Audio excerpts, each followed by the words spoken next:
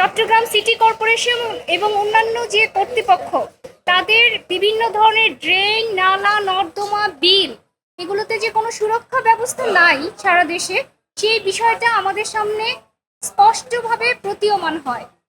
আপনারা দেখবেন কিছুদিন পরপরই নালা, ডোবা, ড্রেন এগুলোতে পড়ে পড়ে মানুষ মারা যাচ্ছে, অথচ এগুলির বিষয়ে স্পষ্ট বলা হয়েছে যে এখানকার যে কনসার্ন অথরিটি তারা এই বিষয়গুলোতে বিভিন্ন ধরনের বেড়া অথবা নিরাপত্তার জন্য বিভিন্ন ব্যবস্থা করার দায়িত্ব তাদের উপর রয়েছে। তারা পাবলিক অথরিটি হওয়া সত্ত্বেও এই করার কারণে একের পর এক বিভিন্ন সময়ে মানুষ মারা যাচ্ছে। এই ছোট্ট শিশু শেরিসের ঘটনাটা এই প্রথম না, এর আগেও 2021 সালে নগরীর মুরাদনগরে পা পিছলে মারা যান ব্যবসায়ী সালে আহমেদ, তার ডেড বডিটাও পাওয়া যায়। পরবর্তীতে 27 সেপ্টেম্বর নালায় পড়ে অস্বাভাবিকভাবে মৃত্যু হয় ছাত্রী শেহরিন মাহমুদ সাদিয়ার। এই বিষয় নিয়ে উচ্চ পর্যায়ে তদন্ত কমিটি গঠন করা হয় এবং সেই সময়ে এই মৃত্যুর জন্য সিটি কর্পোরেশন এবং সিআইডির উন্মুক্ত খাল নালায় নিরাপত্তা বেষ্টনীর সুপারিশ করা হয়, কিন্তু সেই সকল সুপারিশ আজ পর্যন্ত আলোর মুখ দেখেনি। জানা গেছে নালা খালায় মৃত্যুর নিখোঁজের সঠিক তালিকা নেই সংস্থার কাছে, তবে সংবাদ মাধ্যমের তথ্য অনুযায়ী গত 4 বছরে শুধুমাত্র চট্টগ্রাম সিটি কর্পোরেশনের নালা খালায় পড়ে মারা গিয়েছে অন্তত 12 জন এবং নিখোঁজ রয়েছে 2 জন, আর আহতের সংখ্যা এর চেয়ে অনেক বেশি।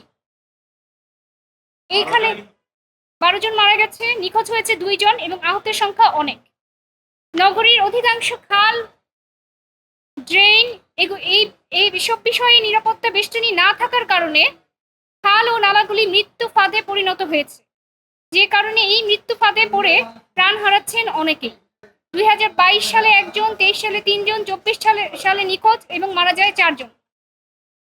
পথ চলতে গিয়ে নালায় পড়ে বেঘরে প্রাণ হারানোর মতো এরকম অমানবিক মৃত্যু খোদ চট্টগ্রামে ঘটছে, তা নিয়ে সংশ্লিষ্ট কর্তৃপক্ষের কোনো মাথা ব্যথা নেই বলে পত্রিকায় প্রকাশিত হয়েছে।